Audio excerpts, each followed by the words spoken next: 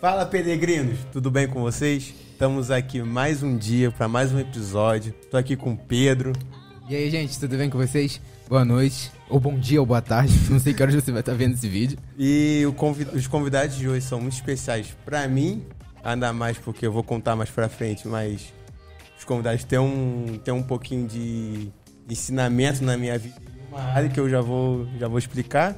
E são eles, Felipe e Kira. Olá, gente. Oi, gente. Fala, pessoal. Não sei pessoal. pra onde a gente olha, mas... Pra essa Olá câmera. pra todo mundo. Agora eu olhei Show. Muito obrigado pelo convite. Sejam bem-vindos. prazer. É uma honra ter vocês aqui conosco. Está muito Obrigado, feliz. Daqui a pouco eu vou contar a história que você que me motivou a entrar nesse mundo de foto, de vídeo, de tudo. Eu falo pra todo mundo que tudo que eu sei vem de você, porque você que me ensinou os passos, né? Mas daí a gente fala mais Mais pro final, mais pro meio. final, né? A gente vê. Mas se apresenta. Pode se apresentar. Contem um pouco da história de vocês também. Sou minha esposa Kira, sou o Felipe, somos missionários de tempo integral. Há um tempo já, 2013, que ela começou nessa caminhada. E eu, 2014, um ano depois. E a gente se conheceu na Escola de Missões. Mas você não é brasileiro, né? Não, eu sou chileno, essa é a primeira coisa que eu ia ter falado. Esse Eu sou sotaque aí chileno, não é daqui, não. Nasci no Chile, cresci no Chile, estudei no Chile, tudo no Chile. Só em 2014 mesmo que eu vim para a Escola de Missões, que já comecei a passar mais tempo fora do Chile do que antes disso, né? Então, desde então, a minha vida é meio em espanhol, meio em português, né? Até minha família hoje me acha meio estranho também. Porque nem meu espanhol é 100% como era mais, entendeu? Então é cidadão do mundo, na verdade, agora. Exatamente. Isso. Bom, e eu sou a Kira, né? Como o Felipe disse, a gente se conheceu em missões, já tem aí um tempo, né? Ele está completando 10 anos. A gente tem 6 anos de casados, nos casamos no campo missionário, a gente se casou na escola de missões.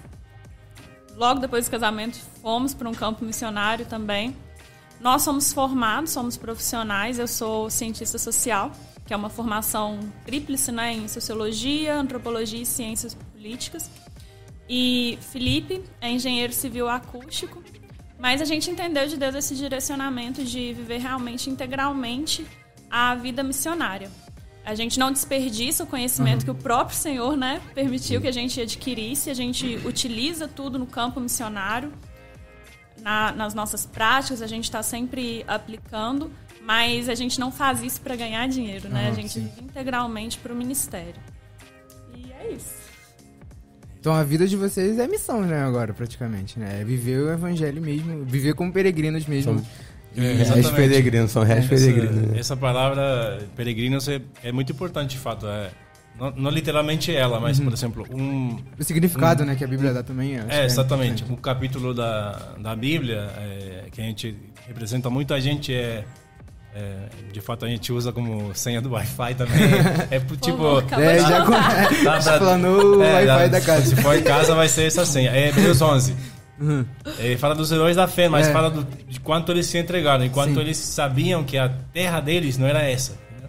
Quanto eles sabiam que a pátria, na verdade, a qual eles pertenciam, não era essa, era a pátria celestial, né? Sim. Esse texto fala disso, e então representa totalmente a nossa caminhada, a nossa visão de vida, que na verdade não é porque a gente inventou isso, é porque foi um discernimento que a gente foi tendo, que era Deus nos chamando para viver dessa forma. A gente sabe também que não é todo mundo que é chamado para viver dessa forma. Sim. Então, isso também é importante. Entender também qual o local que a gente trabalha. Exatamente. Qual o chamado, no caso, no nosso chamado, é assim. É profissionais em missão.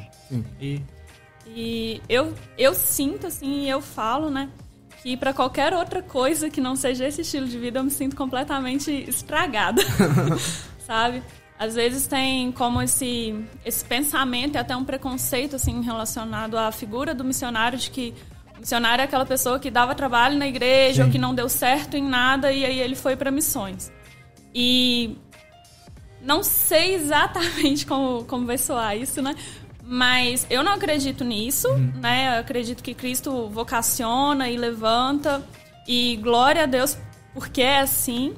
Mas, ao mesmo tempo, hoje, né, numa caminhada de 10 anos em tempo integral como missionária, eu posso dizer assim que realmente eu daria errado em qualquer outra coisa, sabe? Eu tô estragada para qualquer outra coisa, porque Deus me chamou para viver assim, Deus me chamou para fazer assim.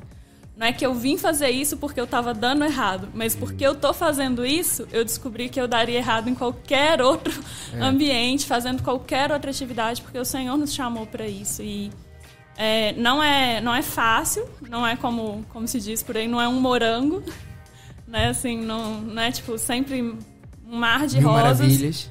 Mas a presença de Deus em cada momento é tão recompensadora, sabe?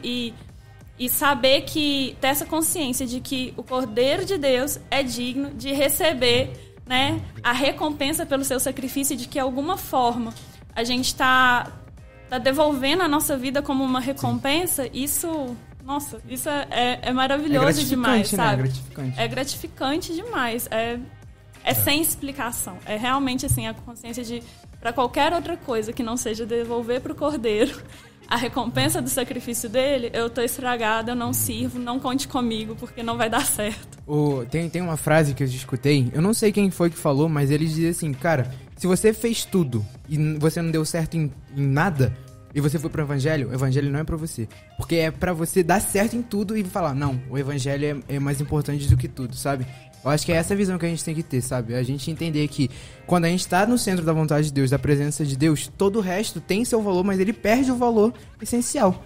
Eu acho que é isso que vocês vivem, né? É isso que vocês transmitem, pelo menos pra mim, é que, cara, a gente é bom em muitas áreas da nossa vida, mas tá na presença de Deus é mais valioso do que qualquer outra coisa, sabe? Não importa mais, né? Sim. Essas coisas são muito valiosas, mas elas estão ao serviço exatamente. de Deus. Exatamente. E como você falou, por contraste, né, como a Bíblia fala, né, por contraste, as coisas muito boas ainda são ruins, né, exatamente. em comparação a quem Deus é. Então, sim, exatamente. Mas assim, nos últimos anos, né, tem 3 anos que nós estamos no Brasil, porque nós nos casamos e nós fomos para o Chile e a gente pastoreou uma comunidade ali no Chile por 3 anos, até que o Senhor nos pediu que saísse do Chile, que era tempo da gente ir para um outro passo. E aí tem 3 anos que nós estamos no Brasil. Quando nós chegamos, nós fomos trabalhar em Betim, uma cidade em Minas Gerais, que é a cidade onde eu passei a minha adolescência. E a gente foi trabalhar na igreja onde eu cresci, né? Nossa, e foi uma coisa muito boa, foi uma honra poder servir a minha igreja, foi um presente de Deus e um momento também para a igreja entender mais de missões, porque desde que eu tô há 10 anos na caminhada missionária. Desde que eu tinha ido para o campo a primeira vez, eu nunca tinha retornado para estar por um tempo longo na igreja. Sempre visitando, mas nunca para ficar. Então foi muito bom. Mas, ao mesmo tempo, também foi muito confrontador, né? Porque quando a gente fala, assim, pode parecer assim, nossa, que legal que eles têm essa visão de que eles não servem para qualquer outra coisa e tal. Mas foi muito confrontador, porque de repente eu estava na igreja com os meus amigos que eram amigos na minha adolescência, que passaram pelo processo de faculdade junto comigo e que agora estão voando na profissão deles, estão, sei lá, comprando apartamento, comprando carro e com uma estabilidade para fazer viagens, para fazer várias coisas que, aos olhos, né, da nossa geração, aos olhos da nossa sociedade, é o desejável. E que não é a nossa realidade, né? E que eu não sei se um dia vai ser também. Então, foi muito confrontador, né? De repente voltar e, em alguns momentos, tinha essa sensação, assim, eu tive que levar isso pra Deus, sabe? De, Deus, olha só, como que é isso? Porque, de repente, parece que eu tô atrasada. De repente, parece que eu fiquei velha e que o tempo passou. Mas eu tô muito convicta, né, do que eu abracei quando eu abracei o chamado. Então me ajuda a lidar com isso, assim, mas foram conflitos reais, assim, e são conflitos reais, né? Eu acho que quando deixar de ser, você tem que ter um alertazinho, assim, de peraí, como que tá indo a minha caminhada? Porque A gente não precisa pagar um preço. Eu não gosto da expressão pagar um preço, sabe? Eu acho que a gente precisa viver os processos. O preço Jesus pagou. Sim. A gente é chamado para viver os processos. E os processos são dolorosos, são custosos. Tem um custo, mas não é um preço que a gente paga. Entende a diferença? Sim. E é custoso, tem um custo. O evangelho vai te custar tudo. Se ele não tá custando, acende o alerta. Mas tem esse custo, sabe? Foram conflitos reais, assim, que a gente passou por eles, né? Nessa volta pro Brasil, assim, eu mais especificamente, assim. Mas o Senhor vai derramando graça também, né? E uma das coisas, só pra uma pergunta, é que, tipo, a gente vê vocês trabalhando demais, vocês fazendo todas as coisas assim e tal, mas uma das coisas também que preocupa muito a vida cristã é a gente fazer as coisas demais e perder o primeiro amor. Como foi em Apocalipse, a gente pode ver da primeira igreja, da primeira carta, onde eles faziam as coisas demais, Deus valorizava aquilo, mas eles tinham perdido o primeiro amor. Como é pra vocês isso? Vocês terem essa noção, caraca, eu tenho que voltar, tenho que me reguardar aqui, buscar mais a Deus para que eu não perca esse meu primeiro amor, para que eu não perca essa chama que há dentro de mim, para que as coisas que eu faço não sobressaiam a presença dele, sabe? Como é para vocês isso? E se vocês entenderam a pergunta direito? Sim, eu acredito que eu entendi. Bom, a gente tem aprendido muito a caminhar com oração, sabe? Sim. E oração no sentido de pedir direção para Deus. Qual é o próximo passo? E até em coisas muito pequenas, cara. Coisa corriqueira, assim, do dia a dia. É pra fazer isso ou não? Sim. E aprender não que a gente já tá super no nível expert de discernimento espiritual. Não é isso, mas a gente vai aprendendo. Então, com isso, Deus também confronta. Quando é alguma coisa saindo dos trilhos, a mesma coisa. Assim como a gente pergunta para tomar decisões, Deus também com isso com qualquer pessoa. Sim. Ele vai te dar peraí, não é por aí. Aí ele mantém a gente dentro dos trilhos. Acredito que é isso, é um processo diário dele não esperar. Acho que Deus faz assim, não sei, pelo menos na nossa experiência é assim. Não esperar o negócio afastar demais para precisar de uma tremenda intervenção de Deus, senão que é dia a dia corrigindo os pequenas desviações que às vezes a gente tem. Tanto nesse sentido da nossa percepção, ou do primeiro amor, como você falou, um pouquinho que esfria, é um pouquinho que Deus vem para chamar pra gente, para aquecer de novo. Sim. Eu acho que é assim. Então, a gente não tem tido crises grandes, assim, tipo, não sei o que estou fazendo. Não, só aqueles processos que a Kira estava falando, de coisas pontuais, perguntar, de ser tenso às vezes, por exemplo, a questão da profissão. Eu venho de um país, bom, aqui o Brasil não é tão diferente, mas o Chile é muito voltado para isso. Você vale o que você faz. E dar esse passo de deixar a profissão no segundo plano, ao serviço, como a gente estava falando, ao serviço do chamado de Deus, foi um confronto para mim. Mas foi um confronto enquanto outras coisas estavam bem. Então, graças a Deus, não tem ficado uma coisa assim, tipo, não sei para onde eu vou, não sei. Tem sido coisas pontuais. Então, graças a Deus, é assim que a gente tem caminhado até aqui. Esperamos que continue sendo assim. Passo a passo, mudar, pouco a pouco.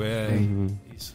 Mas é claro que acontece também, né, igual o Felipe falou assim, não tem sido a nossa experiência, mas não anula o fato de que talvez outras pessoas estejam passando por isso, de olhar e falar assim, tá tudo uma bagunça, sabe?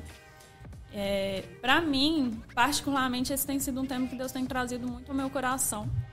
Eu fiquei muito impressionada, estava há um tempo atrás preparando aula para o curso de missões lá da escola e tinha que falar sobre João, fazer um estudo das cartas de João e tal. E aí eu fiquei muito impressionada que eu descobri uma coisa que eu não sabia, que era que João tinha pastoreado a igreja de Éfeso. E aí, claro, a igreja de Éfeso ela foi plantada por Paulo. Em algum momento você vai ver, se você for ler as cartas de Paulo a Timóteo, que Timóteo pastoreou a igreja de Éfeso e João pastoreou a igreja de Éfeso. E João particularmente me confronta muito assim quando ele fala quando ele se refere a si mesmo como discípulo que Jesus amava, porque tá dizendo que ele se sentiu amado, né? E o tanto que foi transformador para ele se sentir amado por Jesus ao ponto dele precisar o tempo todo estar falando. Talvez ele fosse uma pessoa que não se sentisse digno de ser amado, não sei, mas é como se ele, o tempo todo ele estivesse falando, ei, né, Jesus me ama, ei, eu sou amado. Mas esse cara, esse apóstolo do amor, né, ele de repente pastoreou uma igreja que... Perdeu. Que a repreensão da igreja de Éfeso foi, vocês são maravilhosos, vocês aos olhos, né, do vocês mundo. Confrontam aqueles que se dizem profetas e não são. Vocês fazem um monte de coisas muito legais. Mas eu tenho contra vocês que vocês perderam o primeiro amor. Isso pra mim foi muito impactante, assim, pensar, sabe? Gente, quanta gente boa, né? Assim, passou ali, liderou essa igreja e a igreja perdeu o primeiro amor. Isso é uma coisa que tem me feito pensar, sabe? Tipo, Deus, eu não quero perder o primeiro amor. E o que é o primeiro amor, assim, também...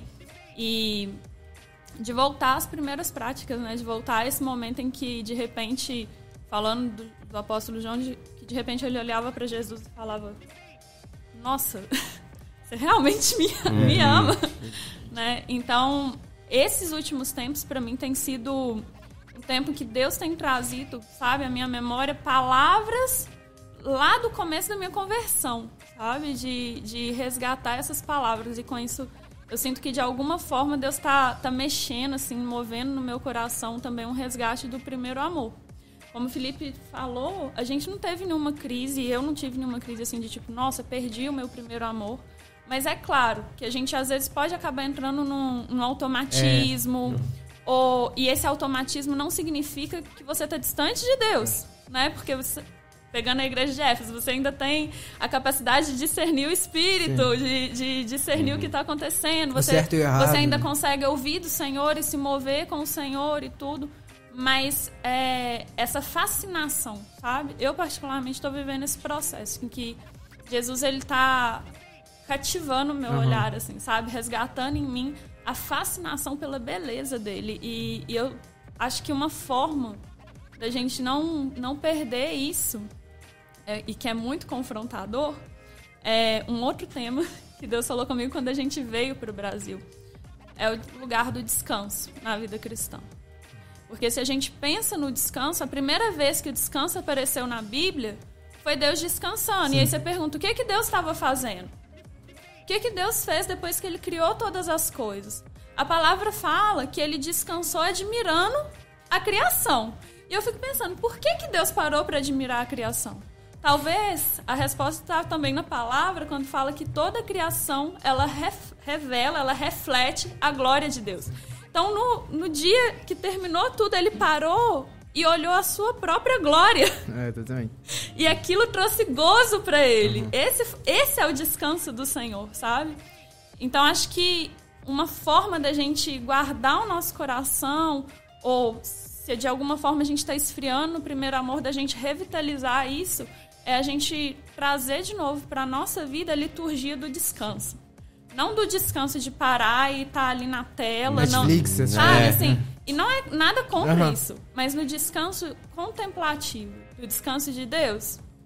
Eu tô aqui no estúdio cheio de câmera, de luz, mas o Senhor tá aqui. E eu quero perceber a sua presença aqui, porque a sua beleza tá revelada aqui.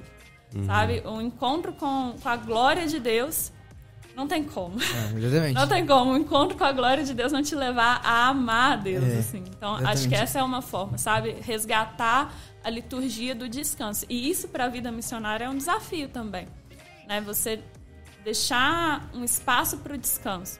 A gente tinha muito conflito nisso no início do casamento, mas... Casamento é maravilhoso. Deus aprende muito, né? Deus ensina a gente demais. E eu sou muito grata, assim, pelo esposo que Deus me deu, porque eu aprendo muito com o Felipe, sabe? Ele realmente pastoreia meu coração. Só que às vezes a gente é cabeça dura e não percebe que é Deus que tá te ensinando, né? No primeiro ano de casado, a gente passou no Chile, já pastoreando. E o Felipe foi um dos primeiros missionários da Igreja Metodista do Chile, o primeiro a ser enviado e ficar um longo tempo no campo. Então, quando a gente voltou, todo evento que tinha da igreja, a gente era convidado para estar, para compartilhar, né? E a gente queria isso também. Mas eu lembro que a segunda-feira, que é a folga pastoral, era sagrada na minha casa, sabe? E às vezes eu ficava meio assim, como assim? Porque eu sou muito ativa. E eu ficava assim, como assim? Tem um monte de gente pra gente, sei lá, pra gente visitar, tem um monte de coisa pra preparar, e a gente vai ter que viajar durante a semana pra ministrar e não sei o quê. E vamos aproveitar o único dia que a gente tem livre pra gente preparar todas essas coisas. E o Felipe, não, é o nosso dia livre. A gente vai aproveitar pra gente ficar livre. E isso era um conflito gigante, assim, sabe? Mas hoje eu vejo, assim, tipo, não, Deus estava pastoreando meu coração, me chamando pra esse lugar, assim, de apenas contemplar, né? Preserva na sua vida momentos pra contemplar. Momentos pra ser restaurada na minha presença. Assim. Tem uma cita do Ismael Sobrinho, que o psiquiatra cristão tá até bastante nas redes sociais e tal. E ele fala assim, que se o descanso fosse fácil, não seria um mandamento. Porque Deus manda descansar. O sétimo dia é isso mesmo. E tem muitas camadas de conteúdo, vamos dizer assim, de ensinamento na Bíblia sobre isso. Então a gente precisa aprender a descansar ativamente, entendeu? Se você deixar, não, quando acontecer, não vai acontecer nunca. Entendeu? Você precisa deixar o espaço para o descanso. Que é perigoso, né? Cair no ativismo, né, das coisas, sabe? Você tá ali, mas é necessário a gente também ter essa pausa mesmo para que a gente contemplar a glória dele. E é legal até que você falou do ativismo, porque, igual o Felipe falou, né, que o mandamento do descanso na Bíblia, ele vai ter várias camadas até a gente chegar lá no Novo Testamento com Jesus falando assim, eu sou o Senhor do sábado. Sim. Então, assim, você descansa por minha causa. Você descansa para lembrar que eu tô aqui, que eu trabalho. Né? E aí, demanda sempre vai ter, sabe? E é uma tarefa urgente, mas é uma tarefa urgente pro Senhor. A gente segue o Senhor na urgência que Ele vai compartilhando com a gente. Mas se a gente perde a perspectiva do descanso, naturalmente, porque o princípio é que o fim do descanso é Cristo, naturalmente você perde de vista que Cristo é quem está trabalhando e que você está só cooperando com Ele no que Ele está fazendo. Sim. E aí você acaba se tornando Deus das próprias coisas, Deus da própria missão, né? Sim. E abraçando um monte de coisas, se desgastando. A gente teve episódios em que a gente viveu isso e que a gente teve que ser confrontado pelo Espírito Santo, sabe? O Espírito Santo nos mostrava assim, não, ok, mas essa causa não é você que tem que orar por ela. Você vai estar ali só. Ou essa causa, isso não é você que tem que fazer. Porque se você estiver fazendo, eu nunca vou poder levantar outra pessoa para fazer, porque o buraco não vai aparecer. Então, confronta o nosso ego também, sabe? O ativismo, no final das contas, ele é um sintoma de um ego inflado. Sim. De um ego que pensa, eu preciso fazer todas as coisas. Eu tô no controle também. Eu tenho que fazer, porque se eu não fizer, não vai acontecer. Sim. Deus usou pra mostrar isso pra gente, eu gosto tanto disso. Um garotinho da nossa congregação, Diego. O Diego é maravilhoso, espetacular, né? Diego. Espetacular. Lá no Chile, a igreja que a gente pastoreava, o Diego, ele começou a frequentar a igreja sozinho, por conta própria, piquititinho. A família dele não era da igreja, de vez em quando eles iam, participavam de alguma festividade, mas não eram da igreja.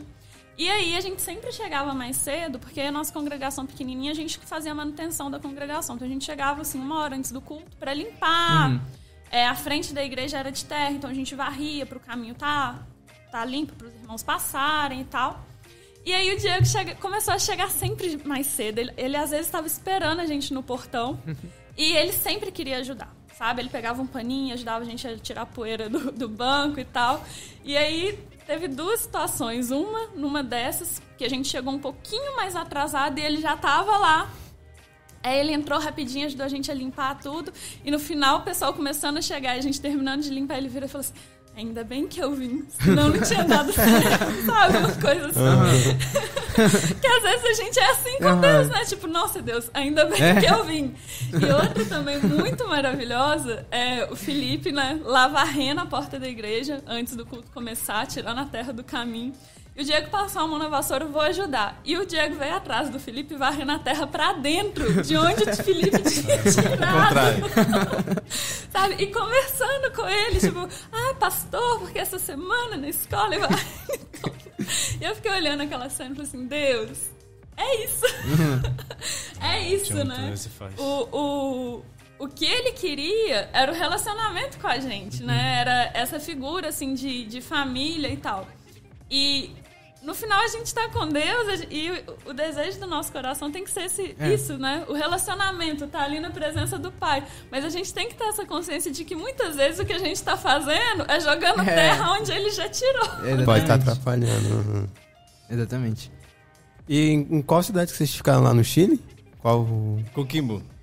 Acontece que a minha cidade é Natal. Não foi planejado pela gente, mas é a minha cidade natal. Então, é uma igreja lá na cidade. E como mais ao norte do Chile.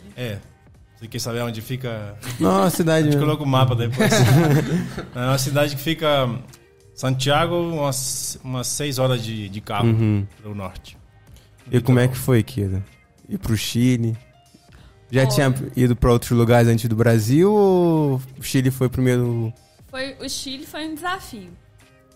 Quando comecei a caminhada de tempo integral, eu comecei com a Jocum. E eu fiz a TED, que é o curso de missões da Jocum. Eu fiz na Alemanha, em Berlim. Tinha algumas amigas lá e tal. E eu tava num momento de muita crise assim, espiritual. Tava vindo de um tempo... A gente mais novo, né? É um pouquinho mais tupetudo. Minas a gente fala tupetudo. Aqui, não sei, né? Tem um nariz mais em pé, assim, um pouquinho mais arrogante. E aí eu tava nessa, de muita atividade e tal, e tive um desgaste, assim, bravo, sabe? Assim, emocional, espiritualmente. Eu tava bem desgastada mesmo. E aí abriu essa oportunidade.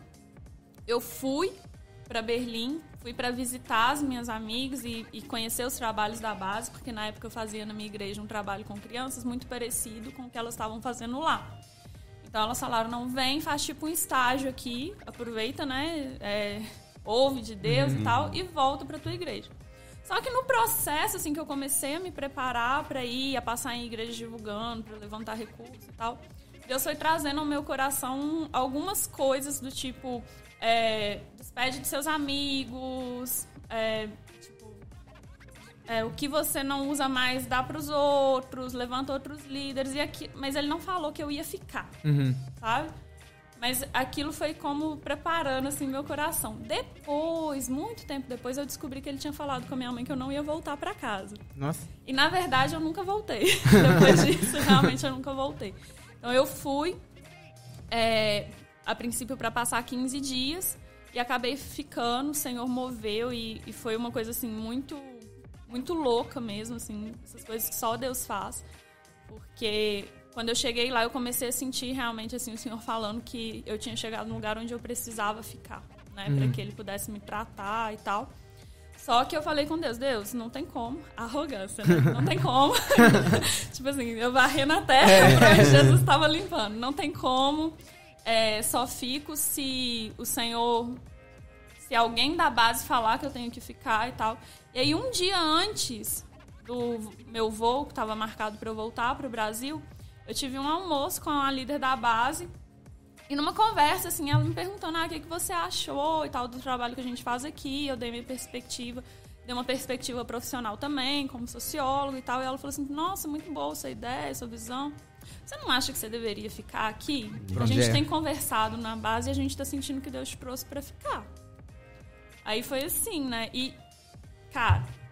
Aí, assim, naquele dia mesmo, eu entrei em contato com o meu pastor. Foi uma crise, né? Claro, foi uma surpresa, assim. Entrei em contato com o pastor, com a clã. Eles não entenderam muito bem a princípio, mas meu pastor falou assim, olha, não entendo. Não vou te dizer que eu concordo, mas eu te abençoo. Porque se Deus tá falando com você, né? Quando a pessoa fala, Deus falou comigo, você não... Mas... Fica aí, mas você... vai ter que voltar e dar uma devolutiva para a igreja, faz uma carta. Teve todo um processo burocrático que eu tive que seguir. Mas isso foi assim, né? O meu voo saiu no outro dia, então eu passei a noite correndo atrás das coisas. Reuniões, assim. Liguei para os meus pais, para minha mãe. Meu pai não era cristão na época. eu lembro dele falar, né? Pô, não tô entendendo. Paguei faculdade pra você e que história é essa? Algo assim, né? Mas falou assim, olha, não entendo, não acredito que Deus faria isso, mas se você tá dizendo, eu te abençoo. Se você tá me falando que você precisa da minha bênção, eu te abençoo e tal. Fica aí. Só que assim, sem dinheiro. A passagem que eu tinha comprado era uma passagem promocional, então não tinha como voltar. Né? Perdi a passagem e fiquei. E o Senhor, aí são milagres atrás de milagres, de provisão e tal. E aí com a Jocum, acabou que eu fiz uma escola de 9 meses, eu tinha chegado antes, então eu fiquei 10 meses com a Jocum em Berlim. E nesse período a gente viajou para alguns países, né? Porque a Jocum tem esse trabalho de impacto. O nosso prático foi no Nepal, a gente ficou 2 meses no Nepal. Depois a gente viajou por alguns lugares na Europa, fazendo um trabalho de impacto em escola, visitando algumas igrejas. E aí também, assim, muitas experiências de milagres, de curas, de a gente chegar em cidades e as pessoas tinham sonhado que a gente ia estar na cidade fazendo um trabalho, e gente que não era cristã tinha sonhado e tudo, e aí acabou se convertendo. Muita história legal mesmo, assim. Então, aí a gente viajou alguns países ali. Então, já tinha alguma experiência, assim, né, transcultural. Acredito que muito da minha formação também Deus me proporcionou, porque ajuda, né? Antropologia e tal. Me proporcionou me preparando. Agora, o Chile foi outra história. O Chile foi outra história, assim, e foi muito difícil em alguns aspectos, mas também foi um tempo de muita graça de Deus sobre a minha vida, sabe? Sobre as nossas vidas, mas sobre a minha vida foi muito forte, porque a gente estava recém-casado, né? E toda mulher, quando casa, eu acredito que tem os seus sonhos, assim, as suas expectativas, né? E aí, de repente, a gente estava começando uma vida juntando 2 culturas diferentes, 2 culturas mesmo, além de 2 culturas familiares e perspectivas de vida, e num país totalmente diferente. E a gente foi para uma cidade, Coquimbo, é uma cidade grande no Chile, uma capital, mas ainda assim é muito tradicional. Então, assim, os papéis de gêneros muito diferentes, e aí eu tive que ir aprendendo, né? No primeiro momento a gente erra muito, comete muita gafe cultural.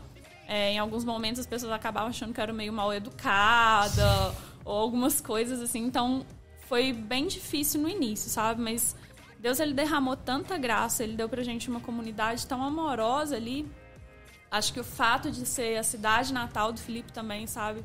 Não era planejado nosso, o Felipe estava voltando e a igreja designou ele para essa cidade. A gente poderia ter ido para qualquer outra cidade, não foi uma coisa que a gente pediu nem nada, foi Deus que fez mesmo. E aí, de alguma forma, a nossa casa estava mais perto da família, então a gente teve muito apoio da família do Felipe. Tiveram muitas mostras, sabe? Da graça de Deus. Do cuidado dele. Bálsamo do Senhor nesse tempo, né? A gente conseguiu alugar uma casa que era uma casa mobiliada. E, assim, milagre atrás de milagre, sabe? O Senhor nos permitiu ter um começo, assim, com alguma estabilidade, né? Apesar das dificuldades. Então, hoje o Senhor tem transformado o meu olhar sobre esse tempo, sabe? Eu consigo olhar e falar assim que foi um tempo de muita graça de Deus. Foi um tempo onde eu fui muito amada pelo Senhor, assim, sabe? Onde o Senhor sempre nos ama a mesma quantidade, né? Não quer mais nem menos, mas foi um tempo onde eu acessei muito assim, desse amor de Deus justamente para passar assim por tantas transformações. Né? E pra você, Felipe, como é que foi essa vinda pro Brasil, assim? Bom, eu sempre gostei, a minha vida sempre foi transcultural. A minha mãe cresceu ela tem uma ascendência suíça. Meu avô, o pai dela, né, era filho de suíços que saíram de lá, se casaram no Chile, enfim. E sempre teve muito contato com, não somente com a Suíça, mas com coisas em inglês, enfim. Então, a minha vida, minha infância, desde sempre, desde o útero até, eu acho. Porque minha mãe sempre escutou muita música e tal, em inglês. Então, a questão de mudar, de ter acesso a culturas diferentes, E porque até era conversa regular, sabe? Até coisa do Brasil ou de muitos países, entendeu? Eu sempre escutei coisas de outros países, então para mim era muito tranquilo. Eu até escutei alguma vez alguém falando isso, que quando você tem muitas mudanças na sua infância, isso te prepara, te deixa mais tranquilo para mudanças que possam vir depois. Não sei se isso procede ou não, mas a minha infância teve muitas mudanças mesmo, de lugar. Eu ter mudado umas 10 cidades diferentes. Por mudança dos meus pais, né? Trabalho e tal. Depois por outras coisas, depois pela faculdade, mudei de novo de cidade. Então, mudança fez parte sempre da minha vida. Aí, quando surgiu a oportunidade de vir para o Brasil, eu estava num tempo de busca, tinha voltado para Jesus, tipo, uns 7 anos antes. E estava com muita sede ainda de viver coisas novas, porque tinha perdido muito tempo. Eu chamou meu primeiro encontro com Jesus aos 10 anos. Tava a minha família, meus pais são divorciados, né? Tava aquele núcleo ainda bonitinho, vamos falar completo. Assim, né?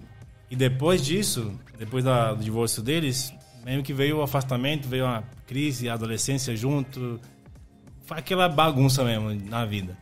E em 2007 eu já estava na faculdade e foi meu segundo encontro, é assim que eu falo. E de fato eu senti Jesus me falar, bem-vindo a casa. Que eu já tinha estado lá, né? Bem-vindo de volta a casa. Exatamente. E aí eu comecei aquele processo acelerado. Eu acredito que Deus que estava me conduzindo nisso. Tipo, vamos recuperar o tempo perdido. Então, coisa que tinha para aprender de Deus, atividade com os jovens ou qualquer coisa que tinha, eu estava ali. Eu queria estar. Então surgiu a oportunidade dessa parceria que a Escola de Missões fez com a Igreja do Chile, porque são as duas metodistas, né? Então tinha esse vínculo. Eu aproveitei. Tinha uma bolsa e tal, eu quero ir. Então é isso. Aí veio, eu não sabia exatamente o que ia ser, mas eu sabia que Deus ia me ensinar muita coisa, ia aprender muita coisa, e é isso que eu queria. Aí eu descobri, estando na Escola de Missões, o que é ser missionário e como que Deus estava realmente me chamando para isso. Mas eu não vim com essa ideia, eu vim com a ideia de crescer com Deus. E sabia que ia me confrontar muita coisa, mas também estava disposto a isso, de certa forma. Então foi muito desafiador. A Kira foi meu apoio aí, fomos amigos desde o começo, com português. Já cheguei para ter aula em português de tema muito profundo, né, da Bíblia e tal, sem nunca ter falado português. E o processo em si do treinamento missionário, que eu recomendo muito, é bem intenso. Porque Deus te trata muito. E não foi diferente comigo. Então, foi uma experiência transformadora, mas não foi o fato de ser num outro país, na verdade, acho que foi até um facilitador. Porque eu podia estar mais solto também. Se eu estivesse lá com outra gente do Chile, por exemplo, com gente que me conhecia e tal, eu não ia ter talvez tanta abertura, para realmente viver o que Deus queria que eu vivesse e me soltar, entendeu? Então, na verdade, foi muito bom. Confrontos culturais sempre tem. No início eu achava... Sempre tinha algum dia na semana que eu ficava assim... Não quero saber mais, quero ficar sozinho lá no meu quarto, não quero interagir com mais ninguém que não seja do Chile, entendeu? Saudade do meu espanhol, saudade de conversar com alguém que fala espanhol também. Acontece isso, é normal. De fato, até a gente se conhece, o processo de choque cultural que chama, né? E quanto mais de cara você entrar nisso, quanto melhor você vai se dar. E antes você vai sair disso. Então, foi bem forte no meu caso, mas graças a Deus saí. Saiu casado. Saí casado. Esse cara saiu bem, então, né? Exatamente, muito bem. Então, é isso. Foi muito bom. Eu ainda quero interagir com mais cultura, com mais gente. Eu sempre gostei, como te falei. Então, não foi uma coisa assim... que estranho. A minha família também não... Meus pais, muito de boa também. Porque não era uma coisa... agora que você tá querendo... Não, sempre foi parte, entendeu? Sim. De uma outra forma, tinha mais culturas aí perto. Sim. Você não veio, então, pro Brasil pra ficar, né? Não, eu vim pra fazer o curso, que era 4 meses, e voltar pro Chile. E foi... Bom, foi isso, só que eu já saí daqui com com a No final dos possibilidade, 4 meses, né, né? de poder voltar para fazer parte do staff da escola. Sim. E que de fato se concretizou, a igreja lá apoiou também financeiramente. Então deu pra voltar e aí fiquei mais 2 anos. Então, Nesse período da volta não tinha nada a ver com isso não, viu? Ele tava voltando pra ser staff mesmo. sim. Não foi nada que a Kira falou. Como é que Foi, nasceu tô te esse esperando, amor não. de vocês aí? Bom, eu acredito que E como é que aos foi essa poucos. junção também do propósito de um, juntar com o propósito de outros, se tornar um propósito só? Eu acredito que é uma coisa que Deus faz. Né? Eu não consigo identificar. Talvez Kira vai ter algum momento Vou pegar assim. meu caderninho aqui. No dia tal. Acredito que foi, bom, como naturalmente acontece, né? De não se conhecer para uma amizade e para avançar nessa amizade que desenvolve um relacionamento amoroso de casal depois, né? E foi assim com a gente. Mas é que, tipo, vocês dois tinham o intuito de voltar pra cidade de vocês, né? Nenhum dos dois ia ficar. Não, na verdade, eu cheguei na escola de missões no final no segundo semestre, vamos dizer assim, de 2013. Acho que foi em setembro. E eu tava recém-chegada da Alemanha. Eu cheguei da Alemanha, fiquei uns 2, 3 meses em Betim. Justamente nesse processo de devolutiva ali, né? Também vivendo uma nova fase, assim, na família. Porque meu pai, que quando eu fui pra Berlim, ele não era cristão e tudo. Durante esse período ele se converteu, se batizou, foi uma coisa assim muito, muito maravilhosa, assim, e de honra de Deus também. Eu sinto e sabe de que ter acontecido no processo da minha viagem missionária, é óbvio que a bênção é a vida dele, mas o Senhor, ele é tão gracioso que foi uma honra também, né? Porque ele não compreendia muito bem a questão das missões, mas com os testemunhos e tudo, aquilo foi abrandando o coração dele.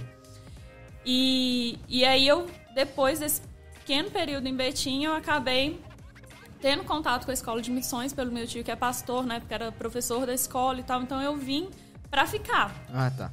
Vim pra trabalhar. E aí, quando começou o treinamento missionário, eu tinha um treinamento, a formação da Jocum, né? E aí foi me proposto, assim, olha, faça também o treinamento da igreja metodista, pra você trabalhar dentro da igreja, pra você estar mais por dentro da visão, abrir mais o leque. E aí eu fiz. Né? Mas a minha perspectiva no final do treinamento era seguir mesmo aqui na escola de missões. Agora, em relação a nós dois, né, tem umas coisas assim engraçadas, né? Porque o Senhor é que vai fazendo. Igual o Felipe falou que eu estava bem próxima dele e tal. Eu já tinha feito lá na adolescência, muitos anos atrás, não tantos anos, mas eu já tinha feito alguns anos atrás, curso de espanhol. Então, na escola, naquele momento, nem o seu pai estava lá ainda como diretor, né?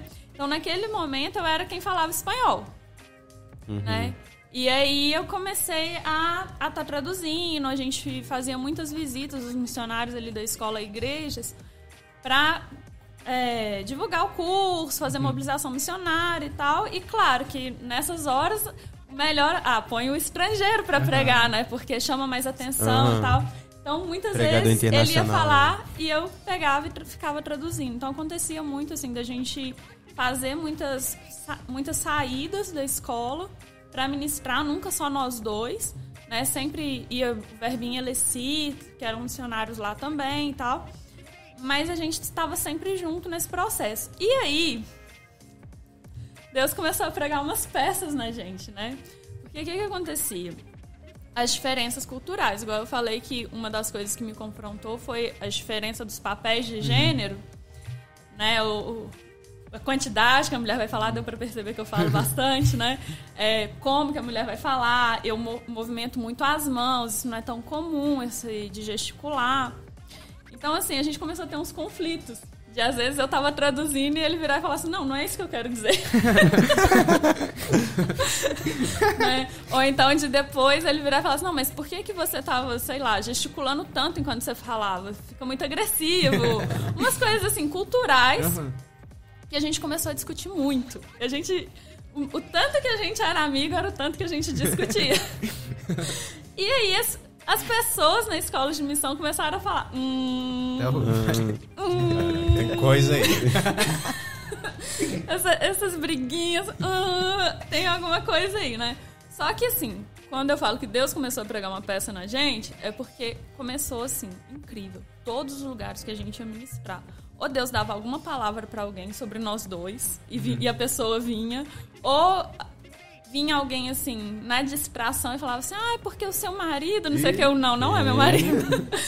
Ou então eu virava e falava, porque vocês estão namorando quanto tempo? Ele, não estamos.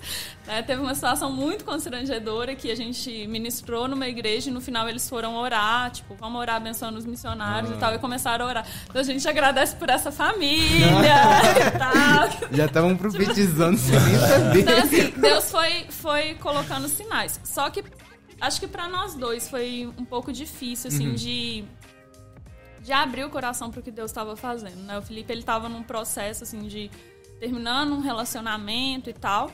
E eu, na minha história, lá atrás, quando eu abracei a vida missionária mesmo, eu renunciei a um relacionamento na época, sabe? E foi algo muito forte naquele momento e tal. Hoje tá completamente resolvido. Mas eu tava há 7 anos solteira quando eu conheci o Felipe. Quando a gente começou a namorar. Tava 7 anos solteira. E solteira mesmo, assim, sabe? Sem ficar com ninguém, sem nada mesmo, solteira. E quando Deus começou a pregar essas peças, quando a gente começou a se aproximar, assim, eu meio que fechei o coração, sabe? Assim, porque eu falei, Deus, eu não quero nada que me desvie da missão do Senhor. Eu não quero nada que me distraia do Senhor, assim. E nisso tiveram situações, assim, engraçadas mesmo de... Às vezes, sei lá, tá? Eu senti que tava... Nossa, parece que eu tô pintando um clima. E eu saí correndo. Teve um dia que eu saí correndo mesmo, assim, e quase escorreguei, tá? Saí segurando, assim, na parede. Olhei pra trás pra ver se ele tava vendo. Graças a Deus, ele não tinha visto. Mas eu sempre conto isso. Eu passo vergonha do mesmo jeito. Mas eu tava com o coração bem fechado. E aí chegou um momento, sabe, que aquilo me incomodou muito, assim, de toda hora aparecer alguém profetizando e do povo da escola ficar de comentário e tudo. Porque eu falei assim, Deus, talvez isso está comprometendo meu testemunho, sabe? E se isso está comprometendo meu testemunho, eu não quero. E eu acordei um sábado, assim, lá na escola e falei, Deus, hoje eu vou pra cidade, porque a escola fica na área rural, né? Hoje eu vou pra cidade e eu só volto quando o Senhor me dá uma resposta. Porque naquele dia eu tava disposta a sair da escola, sabe? A falar, tipo, não, eu vou voltar pra casa. Por causa da situação toda. Por causa da situação. Porque eu não queria que nada comprometesse, assim, o que Deus estava fazendo ali, sabe? O meu propósito e o que estava acontecendo na escola também. E eu falei assim, Deus, se eu tô aqui pra dar mau testemunho, tipo, não quero. Eu vou voltar pra Betim, vou ficar lá até o Senhor falar pra onde quer pra ir. E eu vim pra cidade. Mas nessa época, a casa missionária, a casa das mulheres, os quartos eram reservados, mas a sala e a área de serviço era a área comum, porque a máquina de lavar ficava nessa casa. Então eu acordei, arrumei e tal. Na hora que eu abri a porta da sala pra sair, eu dei de cara com o Felipe. Vindo lavar roupa. Eu penso numa pessoa que ficou com muita raiva. Eu fiquei com muita raiva. Assim, não. Levou um susto, né? De graça. Ninguém falou nada, né, Felipe? Ninguém? Só fui lavar roupa. E aí, eu vim pra cidade, pra passar o dia na cidade, assim. E, cara, toda loja que eu entrava, eu tocava uma música romântica. Sabe, umas coisas assim. Sabe, umas coisas assim e tal. Mas aí foi muito legal, já voltando pra cidade, assim, do tipo, de repente ficou de noite e eu falei assim, não vai ter mais ônibus pra ir embora. Eu não tenho resposta, quer dizer, eu já tava tendo resposta desde de manhã, né? Mas não tenho resposta, vou embora pra casa e vai ser isso mesmo, Deus, eu vou voltar pra casa da minha mãe. E aí, dentro do ônibus, ouvi uma música do Palavra Antiga, que ele fala, Branca, acordei você, e nunca mais dormi, uma coisa assim. E eu entendi que Deus estava falando comigo, sabe? Que Ele estava me acordando. Que Ele estava me despertando. Aí eu já voltei pra escola assim, meio, tipo, tá bom. Se tiver que rolar alguma coisa, não vou sair correndo, vou deixar pra ver o que acontece. Mas assim, a partir daí também foi todo um processo, tal, até que a gente realmente começasse a namorar e a gente já começou a namorar assim no dia seguinte. O Felipe falou assim, não, é pra casar. Tal. E aí aconteceu, mas Mas foi um processo pra vencer barreiras em mim e nele, assim, sabe?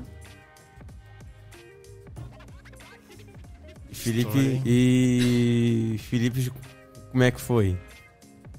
O processo com ela, Foi... Você foi muito aberto ou você também tava fechado e... Eu não sei, eu não vim pensando nisso, né? Uhum.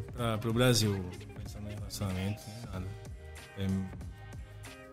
Eu acho que eu fui descobrindo aos poucos, com o passar do tempo, e fui orando muito também para Deus me guiar nisso, saber o que realmente era. Algumas lutas internas também de orgulho e tal, mas foi isso, foi um processo de pegando aos poucos o que Deus estava desenhando, né, basicamente, e vendo aos poucos. Foi desafiador em algum momento, mas aí eu sabia que ele era uma mulher especial, né? Que eu não conheço essas coisas. Já conquistou ela, já. Então, foi assim, foi aos poucos. Foi um pouquinho, quando já tinha convicção, aí eu tinha que dar uns passos de, por exemplo, pedir ela para namorar, um noivado. E Deus foi guiando isso, me dando força para realmente ter essa maturidade. Ok, agora é decisão para frente. E estamos muito bem, graças a Deus. Tem sido uma caminhada muito feliz. Agora, é engraçado, né? Porque foi um tempo assim, onde Deus ele tratou muita coisa nos nossos corações mesmo. A gente é grato demais, assim, sabe? Ao próprio pastor César, que acompanhou mais o Felipe assim, nesse processo, mas a pastora Vera também, que era pastora, que estava na congregação que a gente frequentava, a gente trabalhava nesse momento. Assim, ela fez momentos específicos mesmo de discipulado com a gente, sabe? De discipulado com a gente, de... não sei, cura interior, essas coisas todas, assim. E é muito engraçado, a gente sempre ri, porque por causa disso, né, a pastora Vera é uma mulher muito de jejum, assim, de muita oração. Então a gente estava muito nisso, junto com ela também, né, vivendo esses processos. A gente orou muito, a gente jejuou muito. E é engraçado, porque quando a gente vê as fotos desse período, a gente parecia que estava doente, assim, sabe? Né? O pescoço fininho, assim. Porque foi um tempo que a gente tirou pra consagrar mesmo, assim, sabe? Que Deus estava fazendo muita coisa. É isso, gente. Vocês querem casar, ora e jejua muito. Jejum e oração. Dá certo. Esse é o segredo, né? Vale a pena. E como é que é pra vocês agora? Voltando agora pro que vocês fazem do evangelho e tal. Como é que é pra vocês essa visão do evangelho? O que é a missão pra vocês? Como é que vocês enxergam isso? Bom, para nós, o que vem na Bíblia, na verdade, né, é que Deus está agindo, como aqui ele até falou. Ele que está trabalhando e ele convida a gente para fazer parte disso também. E acredito que cada um tem uma vocação diferente para o que ele está fazendo. Tipo, ele está fazendo todas as tarefas, ele chama alguns para acompanhar ele em algumas e outros para acompanhar ele em outras. Então, a nossa parte, a gente identifica como na área de ensino e discipulado. E aí também entra um pouco com a artes e tecnologia, que é uma coisa que eu sinto muito, particularmente minha, do meu chamado. E que aqui tem uma sensibilidade também grande para artes bom, artes especificamente, né? Então, se for para identificar áreas, você vai responder bem concretamente, seria ensino, discipulado e artes, assim, para envolver em artes, ou até mídia, né? Para chamar de artes tudo que é criativo, tudo que é de expressão, né? Isso. Então, a gente identifica isso como nossas principais áreas de nosso chamado, mesmo que a gente tenha trabalhado em muita coisa, porque às vezes tem uma necessidade e o melhor dom é o dom que serve, né? Na oportunidade que acontece uma necessidade. Então, a gente apoiou, por exemplo, aí na escola de missão a cozinha, ou coisa de limpeza também, ou o que seja, entendeu? Ou cuidar das crianças, que também não é especificamente uma coisa do nosso chamado, mas a gente tem aprendido a estar um pouco no que precisa. Sim. Tem um termo, eu estou tentando lembrar aqui, mas não vem à mente nesse momento, mas que significa justamente uma dispensação específica, né? Eu creio muito nisso, assim, que Deus, ele se move por estações também, ele nos move em estações, né? E que para cada estação ele vai dar uma dispensação específica de graça, de poder dele, para que você possa operar naquilo. É claro que nunca fugindo do designer original que ele tem para você, né? E a gente experimentou isso. No Chile, a gente teve um momento, né? A nossa igreja, ela tinha 2 crianças. 3, talvez, assim. Mas com pouca frequência e tal. Era uma igreja pequena. Mas teve um momento que Deus derramou uma graça sobre a gente para trabalhar com criança. E ele foi abrindo portas, né, pra gente fazer um trabalho de discipulado, um treinamento para um trabalho de discipulado com crianças. Tinha professores de crianças na nossa igreja, que na vida secular, por assim dizer, né, eram professores de crianças e que também foram se abrindo para trabalhar. E em algum momento a nossa igreja ficou uma igreja cheia de crianças, né, que Deus estava levando, ao ponto do próprio Diego ser um dos que estava lá, que não tinha pai nem mãe dentro da igreja, mas ele estava lá. Porque Deus deu pra gente essa graça específica. O coração dele estava voltado para as crianças daquela comunidade, né? E a gente fluiu no que Deus estava fazendo. Acho que missões tem muito a ver com isso. Você buscar o discernimento do que Deus está fazendo e fluir naquilo, né? Felipe disse que a gente percebe essa vocação para o discipulado. A gente pode dizer até que é um pastorear em missões, por onde o Senhor nos leva. E também para o ensino, né, com uma inclinação para artes, para tecnologia mais a área dele do que a minha. Mas, para resumir isso aí, eu vejo assim que Deus, ele levanta muito a gente num ministério de pioneirismo, sabe? Com muito temor, porque é uma coisa, né, assim, pesada, uma responsabilidade, mas com muita humildade também. Mas com muita clareza, eu posso dizer. Que Deus levanta a gente num ministério de pioneirismo, assim, sabe? Ou de começar coisas, tem sido a nossa trajetória, ou de começar coisas, ou de revitalizar coisas. E é engraçado essa questão do pioneirismo, né? Porque é sobre plantar, igual com todas as devidas proporções, né? Guardando as devidas proporções, mas igual o Paulo falou, assim, que um semeia, o outro rega, Deus dá o crescimento. E às vezes você vai semear e você não vai ver crescer. E a gente já viveu isso, né? De passar por um lugar que estava, assim, espiritualmente, tinha uma barreira muito grande. As pessoas conseguiam falar, sentir Deus, se relacionar com Deus, mas quando você chamava para ir mais fundo, sabe, espiritualmente, era tipo, não, a gente não vai jejuar. Que religiosidade é essa? Não, a gente não vai fazer isso.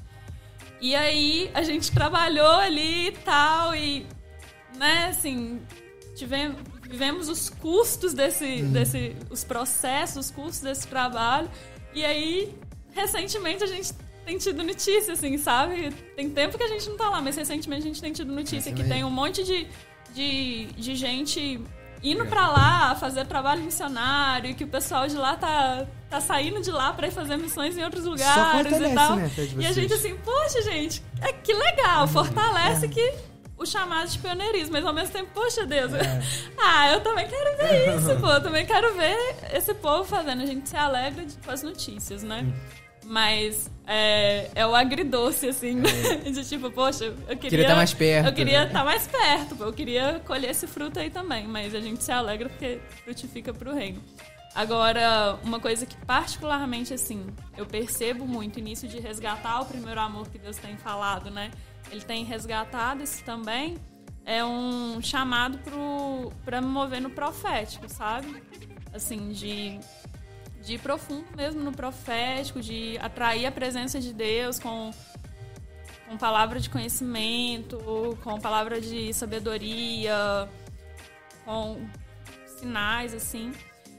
E eu creio que ele está resgatando isso, que é algo tão presente assim na minha formação com Deus, né, na minha experiência, na minha caminhada com Deus, que ele está resgatando para essa temporada, porque é algo que ele está fazendo nessa temporada, sabe? É uma perspectiva que a gente estava conversando mais cedo, que eu percebo Deus se movendo e o nosso coração tá assim, pulando de alegria, explodindo de alegria, de expectativa com isso, porque nós percebemos Deus se movendo para trazer uma grande onda missionária, sabe? Eu dou vontade de chorar falando assim, porque quando você pega a história das missões, a gente consegue identificar na história das missões 2 grandes ondas missionárias, né?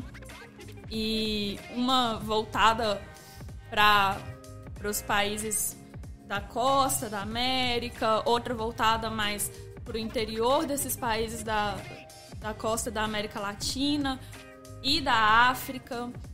Mas a gente tá aguardando, assim, sabe? Com expectativa. No movimento missionário tem essa expectativa, assim, da terceira grande onda de missões. E a gente crê que essa terceira grande onda, ela vai ser direcionada aos povos não alcançados. Sabe? Especificamente, assim, mais para a região da Ásia ali, sabe? Hoje são cerca de 8 mil povos não alcançados. Sim. Né? E a gente crê que essa terceira grande onda, ela vai ser a onda que vai exaltar a dignidade de Cristo entre esses povos. E não só para eles, mas que vai ser direcionado, vai ser uma onda bidirecionada para eles. E também porque Deus é um Deus de honra, né? Ele honra os pequenos começos, ele honra os fundamentos, vai ser direcionada também para a Europa. Porque a Europa é um berço de avivamento. Assim, mas se apagou muito rápido também. A gente tem, assim, na história da Europa, vários pontos, né, de avivamento, assim. Então, é uma fonte antiga. E Deus, ele tá pronto e já tá fazendo jorrar água dessa fonte. A gente tem essas notícias, né? As pessoas falam assim, o evangelho na Europa tá morrendo. Isso não é verdade. A Bíblia diz que a nossa palavra tem poder, que nós temos que ser cuidadosos com o que nós falamos e a gente tem que ser consciente. O evangelho não está morrendo e estatisticamente não está morrendo mesmo. O que acontece é que houve um período de frieza tão grande que é como assim, você imagina uma linha, né, como se tivesse passado do zero, tivesse ficado, sei lá, menos 10 graus e agora está lá no menos 5. Sim. Então, olhando de fora, a gente que não tá lá, né, fala assim, cara... Tá morrendo. Tá morrendo, tá frio, mas eles não tinham tá. alcançado uma coisa tão grande. Não tá.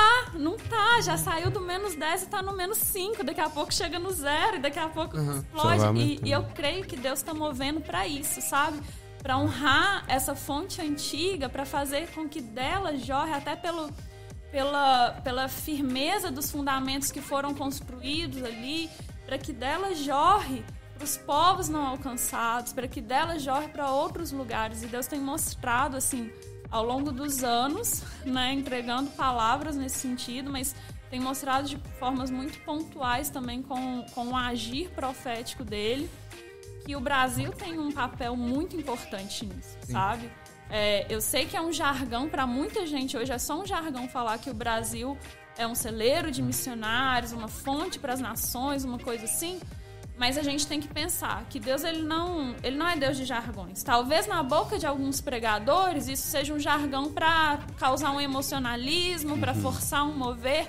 Mas Deus, ele não é inconsequente com as palavras que ele libera.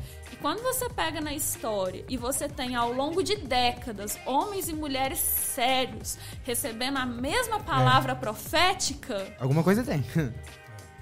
Deus tá nesse negócio, sabe? Deus tá nesse negócio, eu creio. E principalmente, assim, eu tenho os olhos postos no momento no Nordeste do Brasil, porque eu tenho notícias missionárias de lá, que o movimento missionário tá avançando, que Deus tá fazendo coisas incríveis. E eu creio que nós vamos, sabe, ser uma peça-chave mesmo nessa terceira onda de missões que vai varrer a Europa e jorrar para os povos não alcançados. Eu creio nisso e eu falo disso assim com o coração pulando dentro de mim, sabe? Porque é real e não tá distante.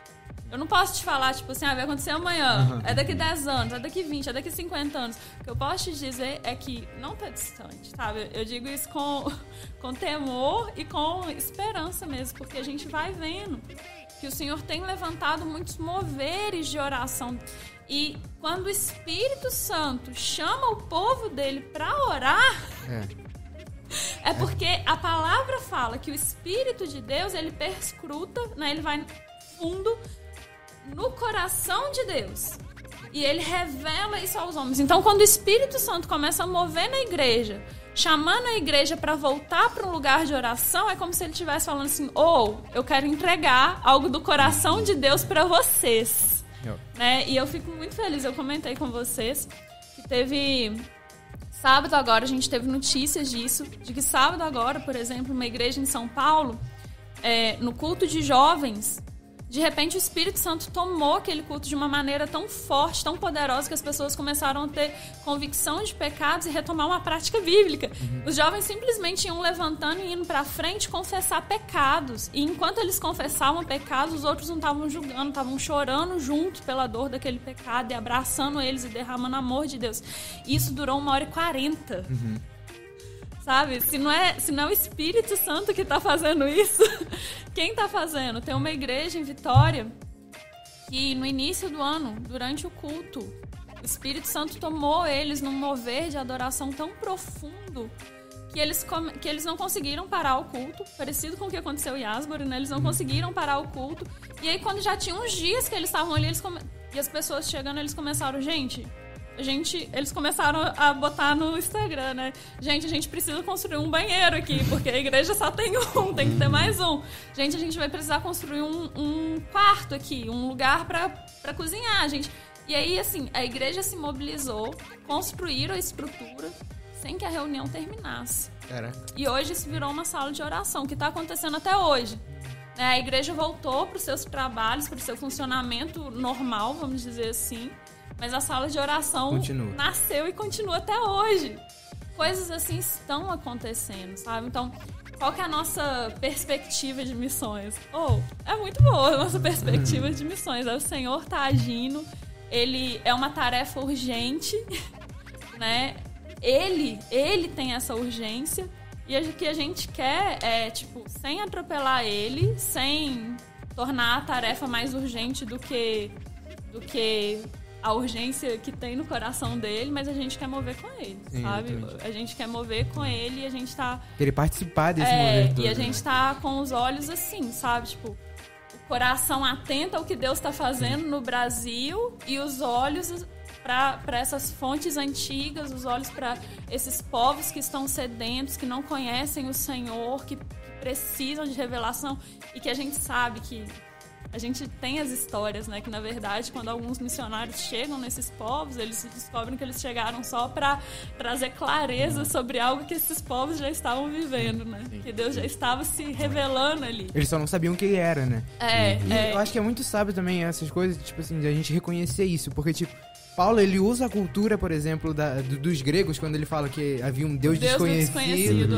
E ele fala que era Jesus, que é Deus, aquele Deus que eles estavam adorando e eles não sabiam. Então a gente também tem que ter essa sagacidade da gente entender o que está acontecendo naquela cultura e botar Deus no meio daquilo ali. Não porque é a gente, mas é porque ele vai se mover de qualquer jeito, sabe? E aí muito interessante esse exemplo que você usou, porque às vezes a gente acha que fazer missão é só na empolgação e que, não sei, eu vou levar Deus na mala. Não, você não leva Deus na mala.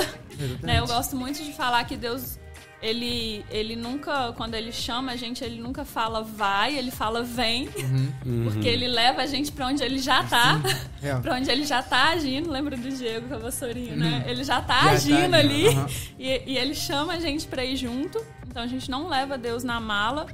Mas também é interessante a gente entender que a missão ela é feita com amor, ela é feita com paixão, ela é feita, às vezes, com essa... empatia também, eu acho. Com empatia, às vezes com esse despertar, assim, de que tem algumas pessoas que é nossa, eu me despertei agora, igual foi Zaqueu, né? O Senhor fez agora e eu já tô respondendo ao que Deus falou. Mas a missão também é feita com preparo. Sim. Também é feita com uma perspectiva cultural, porque isso está presente no livro chamado Fator Melquisedeque. É um livro que a gente usa muito em antropologia cultural, em treinamento missionário. Lá o autor relata, né, através dos estudos dele, ele conseguiu identificar que quando Paulo chega e fala o Deus desconhecido e tal, não é simplesmente que Paulo estava falando, o que eu posso usar nessa cultura para falar de Deus. Não. Paulo realmente encontrou um ponto de contato. Porque por que eles tinham um altar ao Deus desconhecido? É porque na história deles, há muitos anos atrás, tinha acontecido toda uma situação. Eu não vou me lembrar agora dos detalhes, mas eu sei que tinha a ver com uma doença que estava tendo, com mortandade, que eles sacrificaram a todos os deuses do panteão deles e nada acontecia. E aí, em algum momento... Eu realmente não lembro da história pra contar agora.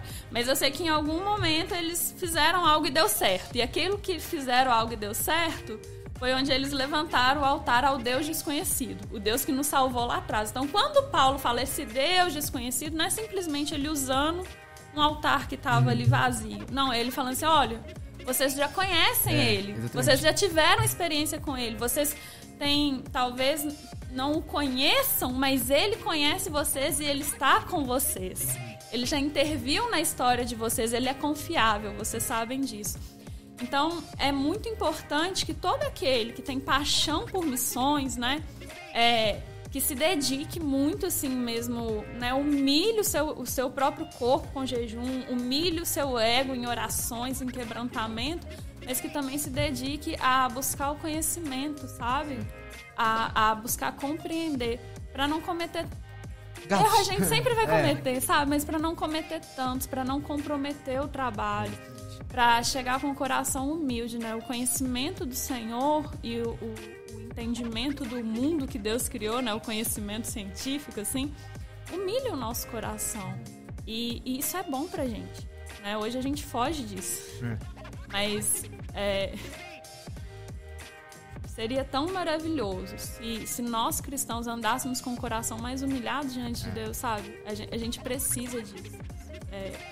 Conselho para quem tem um chamado missionário. Pede a Deus, tipo, Deus, humilhe meu coração. Gosto muito de uma frase que fala que Jesus, ele venceu o mundo, ele venceu o pecado, ele venceu a morte, ele vence o nosso coração. Sabe? Esse tem que ser o nosso desejo. Jesus, eu quero perder pra você. Sim, Vence o meu coração, vence a dureza do meu coração, vence a arrogância do meu coração. Traz pra mim o entendimento, vence a minha vaidade. Jesus, eu quero sempre perder pra você. Igual Jacó perdeu pra Jesus ali no Vale de Jaboque. Eu quero perder pra você. Sim. Exatamente. Eu acho que esse é a importância também de reconhecer que ele é digno, sabe? De tudo que a gente faz, de tudo que a gente é por causa dele e é para ele, sabe?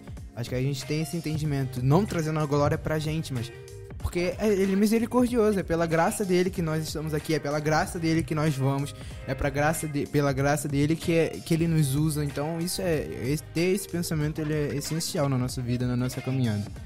E assim, as pessoas falam assim, que o missionário sacrifica tanto e tal. Gente, é tão divertido caminhar com Jesus, sabe? É tão legal, é tão divertido realmente caminhar com Jesus. Eu lembrei do John Piper, né? Quando você fala da glória, porque o John Piper fala que quando Deus recebe a glória, a gente recebe a alegria. E é justamente isso, quando a gente acessa esse lugar de humilhação, de saber, tipo, não, Deus está fazendo no mundo e eu vou fluir no que Ele está fazendo, não é eu que vou fazer, eu não vou levar Ele na mala. Quando a gente acessa esse lugar de quebrantamento, de humilhação diante de Deus, Ele recebe a glória. E porque Ele está recebendo a glória, a gente recebe a alegria da presença dEle. Porque onde Ele é glorificado, Ele se manifesta. Exatamente. E não existe gozo maior para o coração do homem do que a presença de Deus. Então, que a gente seja vencido por Ele. Que Ele receba a glória no movimento missionário. Para que a gente receba a alegria. Eu acho que porque no final das contas é pela glória dele, é pela presença dele que nós somos transformados, né?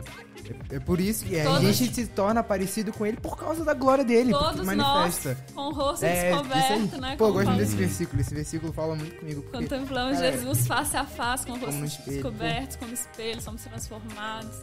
E outro versículo também que eu gosto muito, que eu levo pra minha caminhada, é que tá até nos scripts de vocês, de 1 Coríntios, que diz, Caraca, se eu... Putz, tá aí. Não, eu tô com medo de falar um outro versículo de Paulo também. É o primeiro versículo que você... De 1 Coríntios? 9:16 fala que a gente tem um encargo de pregar o evangelho. Exatamente. Que se eu não prego é porque eu sou um lixo. Sabe? Eu acho que é isso que a gente tem que ter em mente. A gente não ser egoísta ao ponto de guardar só pra gente, sabe? É a nossa obrigação. É exatamente, a nossa obrigação mesmo pregar o evangelho, sabe? Lembra da mãe falando assim, não faz mais que a sua obrigação. Exatamente, Você tá recebendo tanto, você não faz mais que a sua obrigação. Mas ao mesmo tempo não é pesado, né? Porque a palavra diz que a bênção do Senhor, ela não acrescenta dores. É leve. É leve quando você pensa assim, tipo, eu não tô indo com Deus falando vai, eu tô indo com Deus falando vem. Eu tô entrando numa parceria amorosa com o Pai. É uma parceria amorosa com o Pai, é isso. Eu lembrei do versículo, ele fala, não tem do que me gloriar. Porque sobre nós pesa essa responsabilidade de pregar o evangelho. Então é exatamente isso também. Não é pra nossa glória, sabe? E visão de futuro de vocês? Os próximos Bom, bem em relação com isso que eu estava falando das ondas de missões, e como a gente tem se movido, a gente estava falando, né? Com oração, a gente entendeu que era para ir para o Chile, logo depois do nosso casamento. Em oração também a gente entendeu que era para vir para o Brasil, depois de 3 anos no Chile. E agora, com oração também a gente entendeu que era para dar um próximo passo, e ele abriu uma porta especificamente na Inglaterra para a gente agora. É numa escola de evangelismo, que foi uma coisa assim muito louca que Deus fez em fevereiro, né, durante o retiro de carnaval, com pessoas que ele trouxe que não estavam no plano. A gente também aconteceu que não estava no plano. Eu acompanhei meio que de perto, meu pai sempre falando com a gente, comigo, eu acompanhei. Exatamente. Então foi uma série de coisas que se deram juntas, e a gente, para a glória de Deus, a gente ganhou 2 bolsas para fazermos essa escola. É uma escola de evangelismo, que é um ministério que trabalha há 20 anos em Manchester, na Inglaterra, com várias áreas. Mas basicamente é evangelismo, é influir na sociedade com a mensagem do evangelho, de várias formas, com crianças nas escolas, com pessoas nas cárceres, nos presídios, capelania prisional. É muita coisa social também, por exemplo, para pessoas com baixa renda. Muitos leques, uma coisa muito abrangente na área de evangelismo. Então a gente vai ter essa oportunidade de participar. São 10 meses de escola, de estudo, de prática também. A escola é muito voltada para a prática, não é só aula, mas é prática também. E a gente está muito animado com essa oportunidade, né, que a gente recebeu. Então, em setembro, se Deus quiser, daqui a um mês mais ou menos, a gente já deveria estar começando a escola lá. Chama A Mensagem. A gente está preparando para esse processo agora. A gente recentemente conseguiu postular para os vistos, pagar os vistos, seguro de saúde. Agora a gente está no processo de levantar parceiros, de divulgar o projeto. E a nossa perspectiva é essa, é ir para lá, aprender com eles, trabalhar nas fontes antigas, né? Para ver o que o Senhor está fazendo, nos colocar na dispensação do Senhor mesmo. A gente está muito feliz, assim, foi realmente uma porta muito grande. Antes de nós nos conhecermos, né, o Felipe já tinha essa inclinação para a Europa por causa da relação da família dele com a Europa. E eu também, né, foi o meu primeiro lugar em missão transcultural. Mas eu sinto, assim, essa vocação muito forte para a Europa, principalmente para a região assim, do leste europeu, naquela junçãozinha com a Ásia ali também. E Deus tem falado com a gente, né, que é pra gente ir. É pra gente ir. Então a gente está se programando para isso. No dia 9 de setembro a gente precisa estar lá. E é isso. A princípio são por 10 meses, o visto é um visto de 1 ano.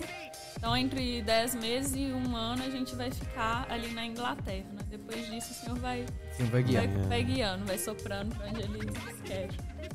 E só voltando a um ponto que você comentou sobre o profético, né? Que é uma área que você tá atuando e tá vendo que Deus também tá atuando. Resgatando. Eu acho muito importante isso, porque, cara, o Espírito Santo veio justamente pra isso também, né? Pra gente, que a gente possa fluir nisso. pô, a gente tá indo tecnicamente pra uma guerra, e como é que a gente vai pra uma guerra sem a nossa melhor arma, que é apresentar o coração de Deus através de cura, através da palavra de conhecimento, através da profecia, sabe? Eu acho que as igrejas, elas precisam...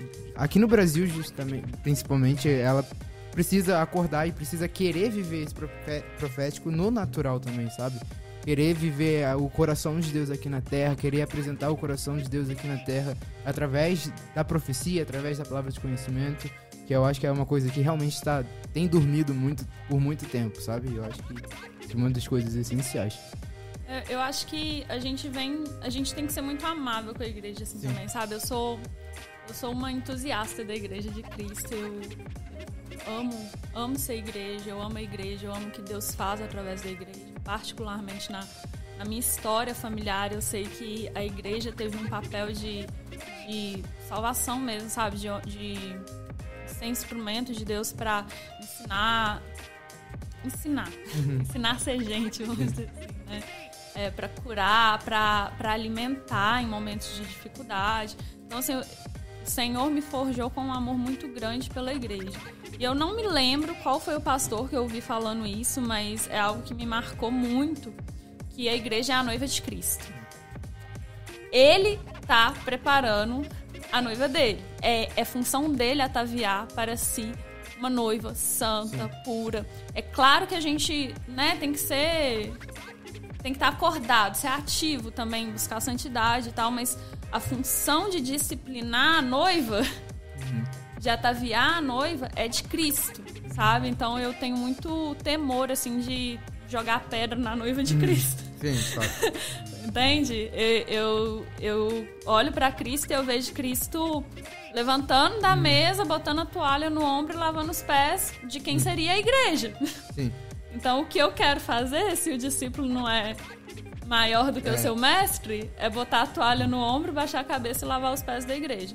Por que eu tô falando isso? Porque eu percebo realmente essa necessidade da igreja de um despertamento e tudo, mas eu também consigo olhar para a igreja e ver que durante muito tempo, e ainda hoje, né, nós como igreja temos sido muito machucados pelos lobos que se disfarçam de cordeiros, né? Temos sido... É claro que também tem uma questão da maturidade ou da imaturidade, né? Que faz com que a gente acabe sendo levado de um lado para o outro, como diz na Bíblia, como uma nuvem sem chuva, né? Uma nuvem que o vento sopra com facilidade. Mas eu percebo que é necessário um mover de cura no coração da igreja, sabe? E que esse mover de cura no coração da igreja, ele começa com a gente aqui, né? Com a gente que está aqui tendo um batismo de compaixão pela igreja. Um batismo de arrependimento, né? Não fui eu, talvez não fui eu que dei uma profecia enganosa, ou talvez não fui eu que usei da igreja para um fim ilícito. Mas se eu sou membro desse corpo, o que me impede de me posicionar em arrependimento? Entende? Não se tirar também disso a responsabilidade. Sabe? Pois é isso, né? Que ele não tira a responsabilidade de que ele também era uma pessoa de lábio impuro, fazia impureza. Ele entendeu? Se botava naquele meio também, sabe? Exatamente. Assim, o corpo, ele é reflexo das suas partes. Exatamente. Então, o que me impede? Eu preciso ir para esse lugar de arrependimento. Eu tenho buscado isso, sabe? De, tipo, a gente precisa orar em arrependimento pelas nossas práticas, pelas nossas más práticas. E onde você encontrar uma pessoa ferida pela igreja, pega a toalha, põe no seu ombro e lava o pé dessa pessoa, sabe? Pega e fala assim, olha, não fui eu que fiz, mas eu te peço perdão. Não fui eu que fiz, mas se o Senhor se o Senhor quer que o Senhor me use agora para ser instrumento de cura, eu te peço perdão, eu te acolho, eu te abraço, eu enxugo a sua lágrima. Eu acho que parte daí, desse batismo de compaixão, né? E é tão legal, porque quando a gente pensa no evangelismo, você vai falar do amor de Jesus pro outro, e tem que ser desse lugar de compaixão, de olhar para a vida do outro e falar, cara, você tá perdendo uma vida com aquele que é o amor. E nem sempre a gente consegue se mover em evangelismo a partir desse lugar de compaixão. Mas aí a palavra tem lá em Romanos 5:5, é um versículo que eu gosto muito, que fala que a esperança não confunde, porque o amor de Deus é derramado em nosso coração pelo Espírito Santo que nos foi dado. A gente sempre pode ir para o Espírito Santo e beber desse amor para derramar desse amor na vida do outro. Agora, se a gente está tão pronto para fazer isso com os perdidos, com os de fora, sabe? Talvez a gente precise começar a derramar, a beber desse amor e derramar desse amor dentro da igreja, com os de dentro, para que isso flua de dentro. Porque a palavra, a visão que o profeta tem é que do altar fluía um rio. Esse rio, ele vai ficando, o profeta vê ele ficando mais caudaloso, mais profundo, à medida que ele se distancia do altar. Até quando ele passa da porta do templo, ele vai ficando cada vez mais amplo. Mas ele começa no altar, ele começa dentro do templo. E não adianta a gente querer chegar no mundo e derramar o amor de Deus no mundo se eu não consigo lavar os pés da minha liderança. Se eu não consigo lavar os pés do meu irmão, se eu não consigo virar e falar assim, cara, não fui eu que te olhei torto, mas me perdoa, e fazer isso com o coração quebrantado mesmo, sabe? Então, esse resgate do profético, né? Eu acho que volta para a primeira coisa que vocês falaram, que vocês perguntaram para uma das primeiras coisas, do primeiro amor. Sim. Porque quando o Felipe fala assim, tipo, o melhor dom é o dom que serve, igual ele falou, né? Lá em 1 Coríntios, no finalzinho do 12 e no 13, vai falar assim, passo-vos a apresentar um caminho sobremodo excelente. E aí fala do amor, né? E tá vindo de uma discussão sobre os dons.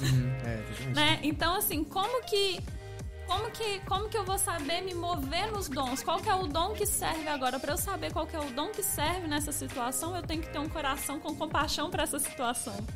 Eu tenho que estar me movendo em amor. Então, acho que a gente precisa, se a gente quer se levantar como igreja nos dons, no profético, a gente precisa primeiro se quebrantar, pedindo ao Senhor um batismo de compaixão, sabe? Um batismo de dor mesmo, sabe? Uma igreja capaz de sofrer. Porque a gente está tão anestesiado por tanto comodismo, por tanta facilidade, por tanto evento, por tanta postagem, por tanta luz, por tanta coisa. A gente está tão anestesiado com tantos prazeres que a gente esqueceu que o chamado de Cristo é: vem e morra. Vem e morra, porque a gente só vive com Cristo se a gente morre com Cristo, sabe? Então a gente está precisando de um batismo de dor no coração, de um coração que sofre, de um coração que chora, porque o coração que se move em compaixão é um coração que responde, que fala, cara, eu não sei como entregar uma palavra de sabedoria, eu não sei isso, mas eu quero ir lá e derramar consolo. E quando você fala assim, eu quero ir lá e derramar consolo, o Senhor vai te responder assim, abre a sua boca e eu encherei. Entendeu? Vai lá e seja o meu braço, vai lá e cura. A gente precisa disso, a gente estava conversando hoje com a sua mãe, falando da cura, né? Que Deus está fazendo, Deus ainda cura pessoas, Deus ainda faz coisas assim, faz perna crescer. A gente recentemente viveu isso na nossa família. Minha mãe, ela tinha uma perda auditiva severa e tem uns 3 meses Deus curou ela, né? Sabe? Oraram com ela e Deus curou ela. Foi tão maravilhoso que ela foi depois no médico, fez a audiometria e o médico falou com ela, falou assim, olha, sua audiometria continua do mesmo jeito. Para explicar o que está acontecendo é assim, é como se tivesse uma estrada entre o seu ouvido e o seu cérebro e essa estrada não existe. Por isso você tem essa deficiência auditiva. Então eu não sei explicar o porquê que você tá ouvindo. Se o som é um carro, não tem estrada para ele passar, mas ele está passando.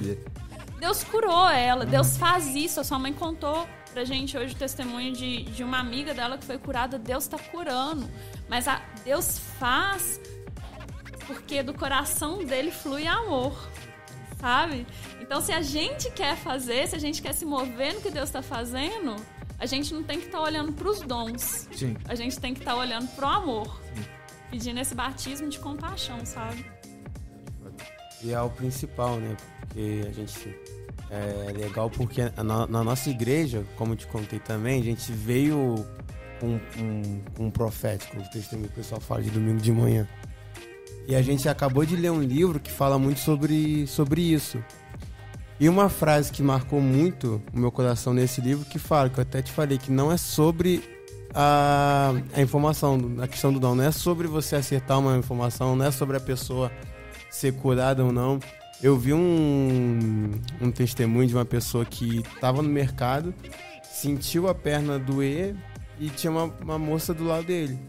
Aí ele falou, pô, você tá sentindo uma dor na perna? Aí a moça falou, tô sim. Aí ele orou por cura, a pessoa foi curada e ele saiu assim, caraca, cara, muito bacana que você foi curada, glória a Deus, e foi embora. Aí ele sentiu o Espírito Santo falar com ele, parabéns, mais uma pessoa sendo curada indo pro inferno. Uma pessoa que foi curada indo pro inferno. E não é sobre ser curado ou não, sobre acertar a palavra. Ali, né? É sobre a pessoa se sentir amada por Jesus, sabe? Ele não apresentou quem estava operando a cura. Mais vale ela aceitar Jesus, ter a vida transformada e não ser curada, do que ela ter sido curada e não conhecer. E não conhecer, então. Claro, o fim do dom não é o dom em si, né? É apresentar aquele que concede o dom, derramar o coração daquele que concede o dom. É você conseguir fazer com que a pessoa se conecte com o coração de Deus, gerar esse relacionamento com Deus. E quando você entrega uma palavra de conhecimento, a pessoa se sente, caraca, Deus olha pra mim, Deus me ama. Sabe? Isso é muito forte, isso é o principal. Sim. E quando a gente começa a entender isso, quando a gente começa a enxergar também a forma de como Cristo vê a igreja, no sentido de, pô, é noiva, a gente começa a olhar para as pessoas com um olhar de amor. A gente começa a ter a empatia, começa a ter a paixão pela pessoa. Cara, que é filho de Deus, Deus precisa dela, sabe?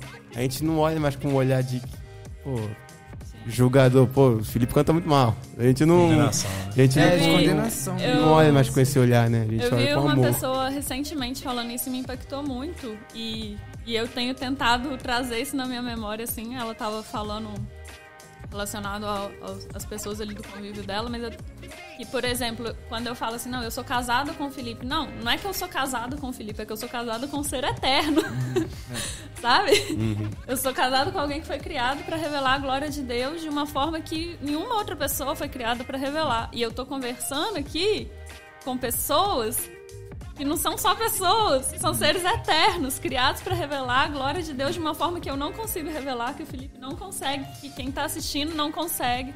E por isso também a gente precisa dessa unidade, porque quando eu vivo nessa unidade, com essa convicção, eu vou conhecendo um pouco mais do coração de Deus ao me relacionar com você. Um pedacinho da glória que eu não conheceria de nenhuma outra forma, a não ser na eternidade, né? Mas que nesse lado de cada eternidade eu não teria acesso. Eu só tenho acesso relacionando com você, com esse ser eterno criado para revelar a glória específica de Deus. Eu acho que essa coisa também do corpo, né? E Paulo vai dizer que ele Cristo é o cabeça, né? A gente tem que também entender que cada pessoa é uma parte do corpo e por isso ela é única daquela maneira, sabe? E eu acho que a gente entender isso, cara. Tem coisas que só o Felipe vai fazer e eu não vou fazer e tá tudo bem. Ele tá revelando a glória de Deus e é isso que importa, sabe? E ao mesmo tempo também... É porque as coisas de Deus às vezes são muito paradoxais, né? Eu adoro esses paradoxos assim do Senhor. Porque tem isso... E ao mesmo tempo eu me lembrei assim de Davi na caverna de Adulão, né? Também tem as tribos, por assim dizer, né? Deus reuniu ali na caverna de Adulão todos os rejeitados da sociedade, mas dentro da caverna eles viraram um poderoso exército, né? Na verdade, Deus estava juntando todo mundo numa tribo só, assim, né? No grande exército. E isso é legal também. Eu acho que é uma coisa que todos nós podemos fazer. É orar falando assim, Deus me conecta, sabe? Me conecta aos amigos do Senhor, eu quero ser amiga dos amigos do Senhor e eu quero estar na tribo certa, porque isso potencializa, né, cara? Assim, Felipe revela a glória de uma forma que é só ele que pode revelar, mas que, como se fosse num quebra-cabeça, vai encaixar justamente na peça que sou eu. Então, quando eu tô junto, quando Deus me leva pra caverna de Adulão ali, me junta com a minha tribo, isso também potencializa, né? Então, procura a sua tribo. Procura a sua tribo. Ore para a sua tribo. É esse paradoxo, né? De que ao mesmo tempo que é único... Existem pessoas ali não é tão único assim. Exatamente. Mas tem beleza nisso também. Exatamente. Acho que foi um bate-papo muito bom, né? Verdade. E antes de encerrar, bom, a gente pode encerrar com o Felipe Falando da tribo dele. falando da tribo dele, A tribo dos músicos. da música, né? E compositor. Sim. Bom, posso falar rapidinho sobre isso? Antes Com de... certeza. Bom, desde muito cedo eu soube que eu tinha sido feito pra música. E de fato na adolescência, no período de afastamento que eu contei, né? Depois dos 10 anos, eu tive uma banda e sempre foi meu interesse compor. Mesmo que eu estava afastado de Deus, mas eu até percebo ele sempre ali, sabe? E é um dom dele, na verdade. Não é uma coisa que eu inventei, o que eu criei. Então eu sempre tive esse interesse de compor. E quando veio esse segundo encontro, bom, não foi diferente, só potencializou mais. E muitas canções foram surgindo. E graças a Deus, as primeiras que já estão disponíveis aí, tipo, online para ouvir, foram ano passado. Demorou um pouco, né? Demorou bastante, na verdade. Mas estão aí e eu tenho pressa, na verdade, para poder produzir a lista grande que tem de música e Deus continua trazendo novas. Então eu reconheço que isso faz parte do meu chamado.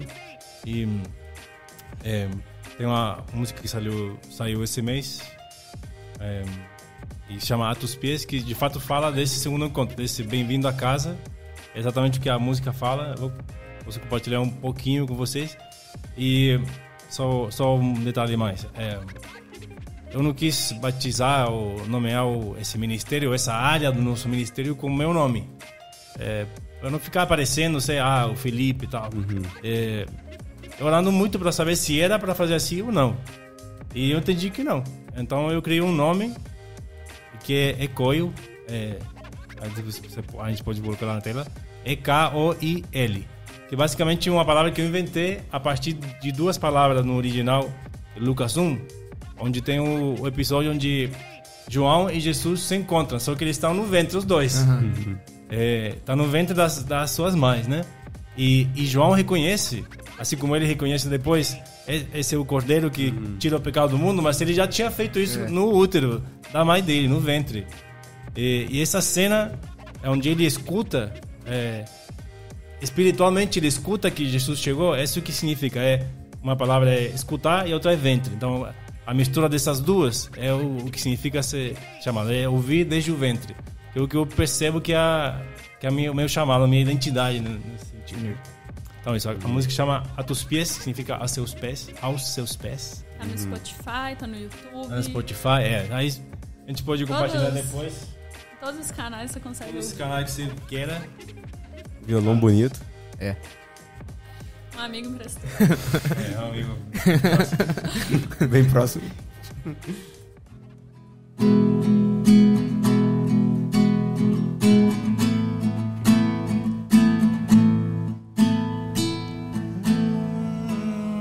Estava lejos e tu me decís bienvenido, hijo, tu hogar está en mí y yo perdono todo tu pecado, te doy mi paz, mi salvación,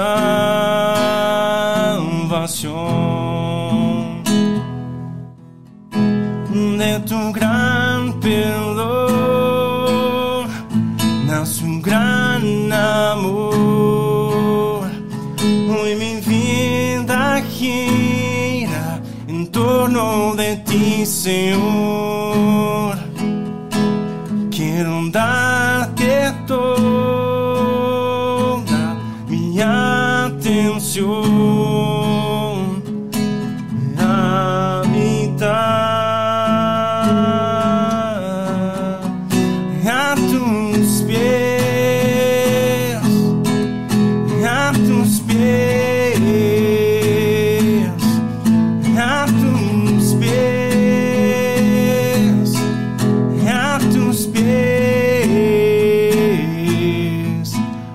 existe un mejor lugar.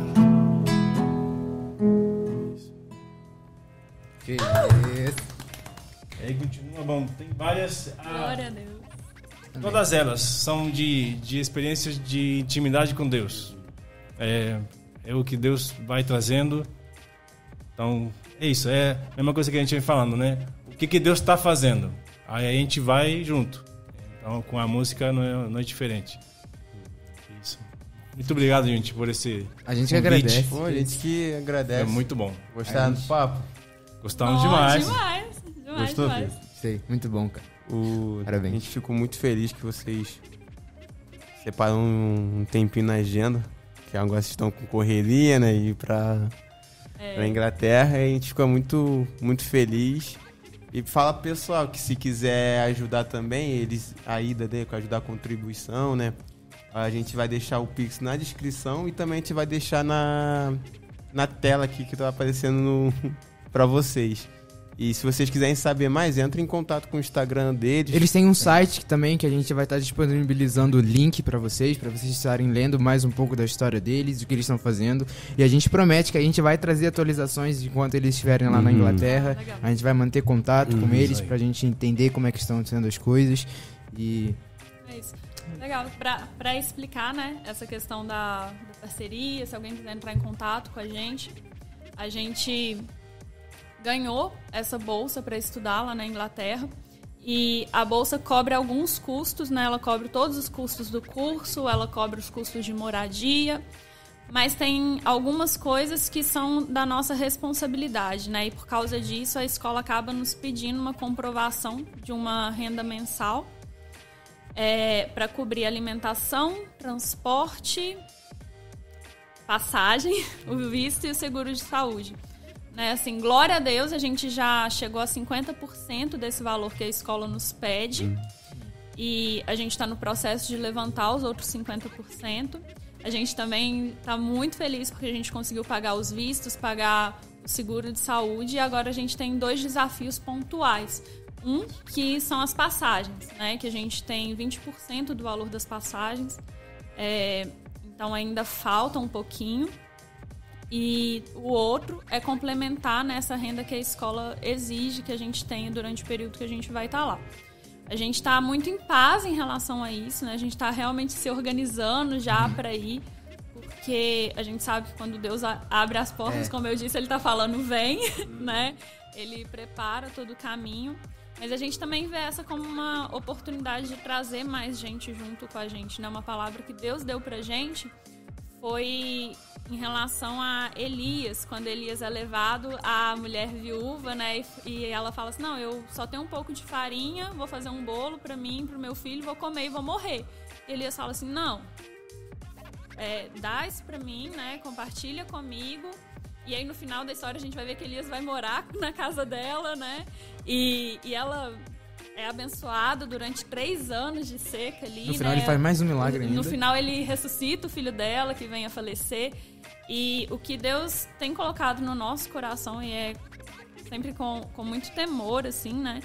É que o propósito dele com essa história não era sustentar Elias. Sim. Porque lá no Novo Testamento Jesus fala, existiam muitas viúvas em Israel, mas a só uma Elias foi enviado. O propósito de Deus era testemunhar entre o povo daquela viúva, entre o povo de Sarepta, porque você imagina que o filho da viúva foi ressuscitado, né? Isso daí foi um testemunho, teve um impacto. Essa viúva foi alimentada durante 3 anos, isso aí foi um testemunho, teve um impacto. Na vida da própria viúva também, Deus tinha um propósito de salvação na casa dela, ali muito claro no texto.